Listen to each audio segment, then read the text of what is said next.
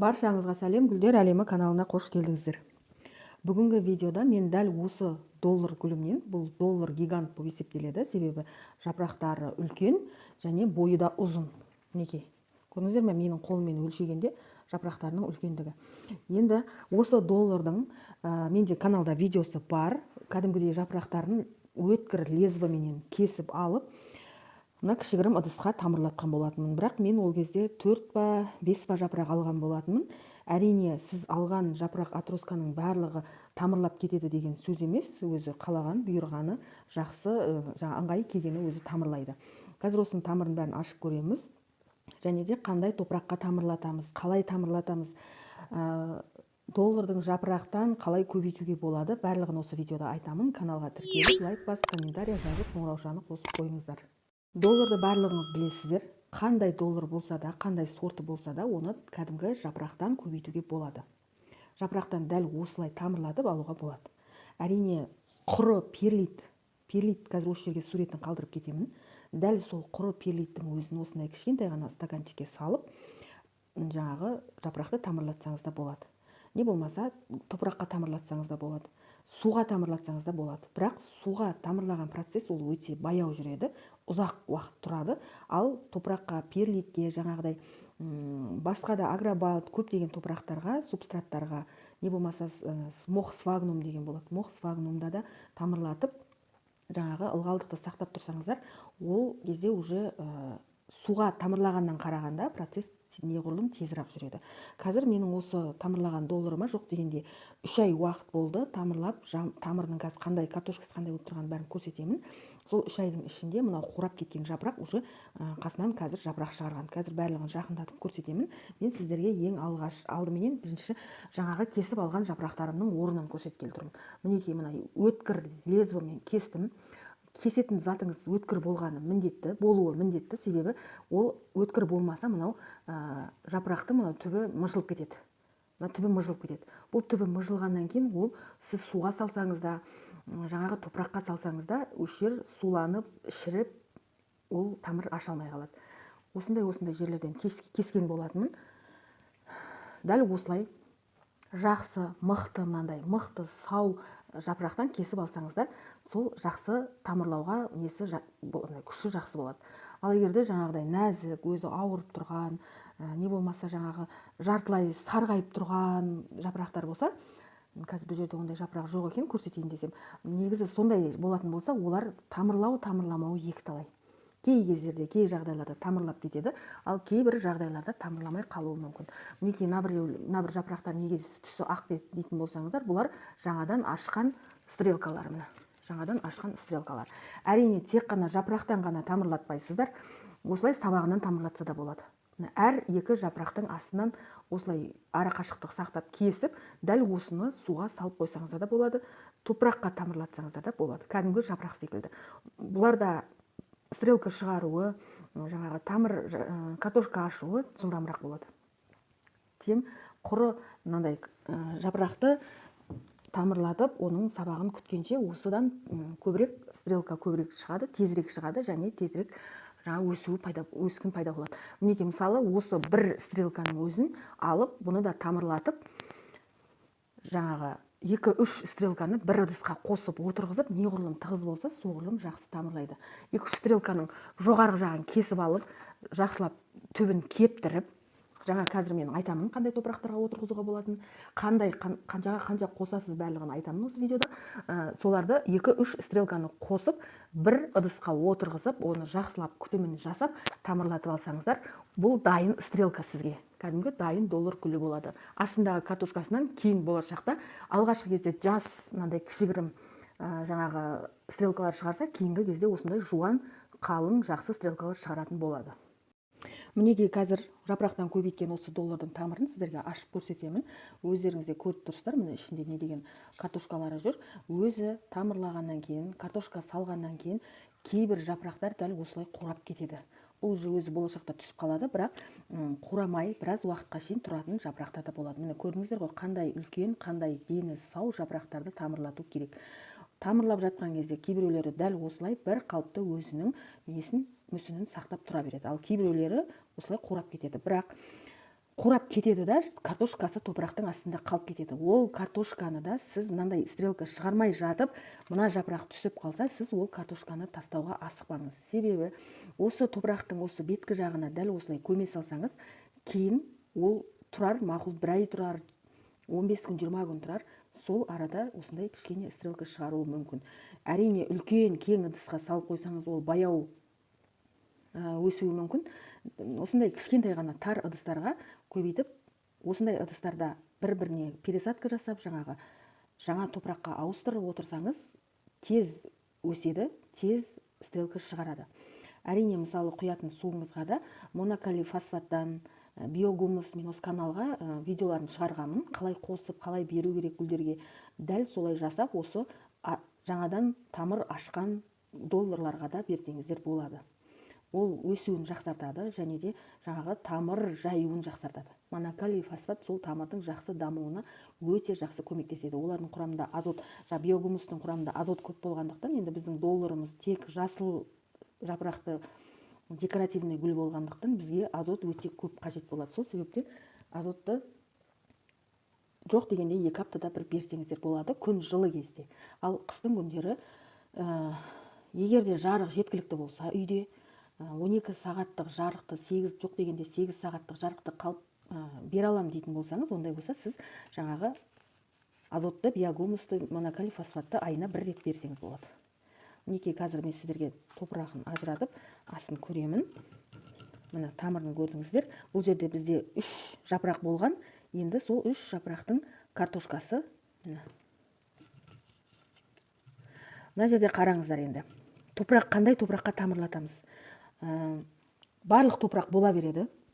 Только магазин топырағы болсын. Кәдімгі ауылда жерде жатқан сиырдың тезегі, не болмаса қойдың тезегі, ол болады деп айта алмаймын. Бірақ кәдімгі магазиннің топырағы, мен көбінше теравитаны пайдаланамын. Көбісі негізі агробальт, верховой торф соларды пайдаланады. Оларда да жақсы тез тамырлайды, себебі олар өте ауа өткізгіш болады. Енді кәдімгі топырақ көмге, кәдімгі магазинский көмге сіздер мысалы осы 1 уыс топыраққа 1 уыс перлит қосыңыздар. Перлит деген мынау арасында жүрген ақ кәдімгі вулканический тастар болып есептеледі. Осы перлит неғұрлым көп болса, соғұрлым ауа жақсы өтіп, сіздің жаңағы атроскаңыз шірімей жақсы тамырлайтын болады. Оғанда түрлі жаңағы өзіне керекті дәрумендерді беріп отырсаңыз, өсу процесі жақсы болып өседі. Мінекей, көрдіңіздер ғой, қандай үлкен картошка. Картошкасы өте үлкен, әлі жапырағында қаншама сөлік, несі жаны бар, ешқандай тамырда шірік, ешнәрсе жоқ. Осылай тамырлатуға болады. Мінекей, көрдіңіздер ма? Неғұрлым бір ыдыста бәрі бірігіп қысылып тұрса, тамыр соғұрлым жақсы. Енді осындай болып тамырлағаннан кейін, картошка салғаннан кейін, ол сол топырақта үнемі отыра берсе, ол отыра беруге болады. Бірақ неғұрлым жаңа, жақсы, қайтадан свежий, магазиннен жаңадан алған свежий топыраққа ауыстырып отырсаңыз, әр 3 ай сайын, хотя бы 2 ай сайын, 3 ай сайын сіз осы картошкаларды, жаңадан ашқан осындай атроскаларды ауыстырып отырсаңыз, сол топырақтан өзіне керекті бүкіл құнарды алып, өсу процесі тезірек жүреді. Неғұрлым жаңағы пересадканы жиі жасайтын болсаңыз, кішкентай кезінде, енді мынандай дәу кезінде жиі пересадка жасамай қойыңыз, жылына 1 рет жасасаңыз жетеді.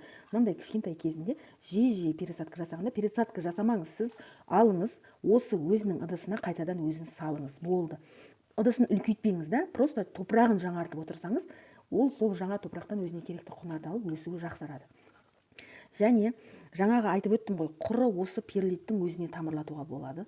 Мохсфагнум деген болады, менде қазір оны зат болмай тұр көрсетуге. Дәл соның өзіне де осыған отырғызсаңыздар болады. Одан кейін тағы да бір әдісі, ең жаңағы уайымсыз, қайғысыз, саласыз болып сода тұра береді. Ол мына жапырақты кәдімгі атроскаға осыған топыраққа тығасыз, кесіп алған, мына жапырақты, кесіп алған жапырақты осы топыраққа тығасыз. Сіз оны тықпас бұрын ыдыстың астына жіп кіргізесіз. Кәдімгі фитильный полив дейді, жіпті кіргізіп, топыраққа кіргізіп қоясыз. Топырақтың жоғары қарай шығарып қойсаңыз да болады. Мына жағын ұзын қылып шығарып қоясыз, екі жағынан жіп шығарып қоясыз. Астының тесігі көп болғаны өте жақсы. Ауа жақсы өтеді және топырақ та қатты ылғал болып кетпейді. Енді сол жіпті сіз осының астына бір банкі ма бір ыдысқа су құйып, сол суға сап, ыдысты тигізбейсіз, жіпті сол суға сап қоясыз. Астынан былай салбырап тұрған жіпті сол ыдысқа сап қоясыз. Фитильный полип дейді. Мен ол туралы видео бар каналда. Алла қаласа сіздерге жасап тағы да көрсетемін. Бірақ қазір сол құралдарды дайындамаппын. Мен де енді асығыстық қылып. Бірақ сол фитильный полифте көп гүлдерді тамырлатсаңыздар болады. Неге? Сіз бұның топырағы кепті ма, кеппеді ма деп қайта-қайта оны тексере бермейсіз. Бір жақсы жері сол астындағы судан өзіне керекті ылғалды алып отырады да, гүліңіз өз бір қалыпты өз қалпыменен тамырлайтын болады. Ал егерде сіз мынау кішкентай ыдыс кішкентай болғандықтан бұның ішіне топырақ аз болады, тез кеуіп қалады. Ал енді сол кеуіп қалған кезде біздің мынау неміз тамырламай қалады. Жапырағымыз, любой басқа да гүлдердің атроскалары тамырламай қалады. Ал жаңағы фитильный полифте тұра беретін болса, астындағы суына кішкене азайса доливать етіп, жылы су құйып қоясыз, болды. Ішіндегі суды төгіп, шаюдың қажеті жоқ. Тіпті сол суға чайный ложканың ұшымен монокалий фосфат, осы жерге фотосын қалдырып кетем, монокалий фосфаттан салып қойсаңыз болады. Монокалий фосфат, жаңа айттым, бүкіл тамырдың, картошканың дамуына жауап береді. Салып қоясыз, ол гүлдің тамырлауына көмектеседі. Басқа да препараттар көп гүлдің тамырлауына көмектесетін. Карнивинді кішкене онда суға араластырып, сол суға жаңағы жіпті батырып, ыдысты соның үстіне қойып қоясыз. Ол жаңағы керекті ылғалды соның астынан алып отырады. Бұл өте жақсы әдіс. Мен өзім кейбір гүлдерді дәл солай тамырлатып жатамын. Себебі үнемі олардың әрқайсының кепкенін, кеппегенін тексеріп отыратынға кейде бізде уақытта болмай қалады. Қараусыз қалып кетеді.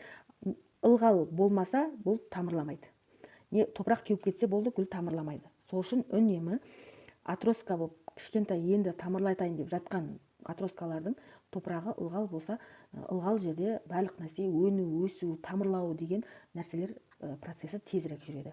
Кейбіреулер айтады, сондай фитильный полипке қойып қойдым, топырағым көгеріп, көп плесень басып кетті дейді. Мынандай беті плесень басып кетеді. Ол сіздің топырағыңыз дұрыс емес. Топырағыңыз дұрыс емес. Ол судан болмайды. Судан болады, бірақ суды көп ұстап тұратын топырақ ол. Су ұзақ топырақта тұрған сайын, мынау топырақтың беті кәдімгідей көгеріп кетеді. Плесень болады ғой, плесень кәдімгі. Сондай басып кетеді. Ол да негізі гүлді ауыртады. Оның ешқандай гүлге пайдасы жоқ. Сол үшін жақсы топырақ таңдау керек. Және де мынандай перлитті, мынау қазір менің өзім доллар гүлімнің топырағынан көріп тұрсыздар ғой. Осы ақ перлитті ең жоқ дегенде осыны қосыңыздар топыраққа. Сол кезде гүлдің тамыры жақсы дамиды. Жаңағыдай көгеру, басқа да түрлі аурулар бола бермейді. Древесный уголь деген болады. Кәдімгі қара ағаштың көмірі. Оны да қоссаңыздар болады. Мынандай кара бұлар кәдімгі талдың ағаштардың қабығы. Сосновый кара, басқа да каралар көп. Осындай кара қосып, гүлдің топырағын жақсартсаңыздар болады. Міне уголь арасындағы уголь осы ағаштың көмірі. Кәдімгі біз кеше ғана осы үйде өзіміз балалармен отырып, ағашты жағып шашлик істедік. Мінекей сол ағаштың осындай қоқымдарын мен жаңағы таза жанбаған қоқымдарын мен неге тастамаймын? Жаңағы мусорға тастамаймын. Бізде көбінше от жанғаннан кейін ол жерді сыпырып тазалап мусорға тастаймыз, ол күлін. Күлінде жәл осындай жанбай қалған көмірлерінде, ағаштың көмірлерінде мен мусорға тастамаймын. Даладағы бау-бақшама сеуіп қоямын, талдардың алма тал, басқа да талдардың түбіне сеуіп қоямын. Нормамен только. Әрқайсына бір-бір сабоктан сепсеңіз жетеді. Сабок деген кәдімгі күрек қой, өздеріңіз білесіздер да, үйдің кішкене ғана күрегі. Болмаса осындай бір уыс сеуіп қойсаңыздар, сумен өзі сіңіп жатады. Үйдегі гүлдерге де осындай көмірін пайдалансаңыз болады. Егерде сатып алуға қиналсаңыздар, не болмаса сатып алатын жерім жоқ деп маған көрермендер жазады. Біз осындай алшақ ауылды жерде тұрамыз, менде ондай жағдай не жоқ дейді да енді. Біздің ауылда ондай сатпайды деп жатады кейбір көрермендерім. Сондай жасасаңыздар болады. Бірақ ол ағаш гүлдемейтін емес, жеміс бермейтін ағаш болу керек. Жеміс бермейтін ағашты өртесеңіздер болады. Кәдімгі өсіп жатқан қара талдар бар ғой даладағы. Солардың осындай ағаштың күлі, көмірі осы гүлдерге өте керемет витамин. Бірақ әрқайсының өзінің нормасымен пайдаланғандарыңыз дұрыс болады. Мінекей мен гүлді қазір өзінің орнына қайтадан отырғызамын.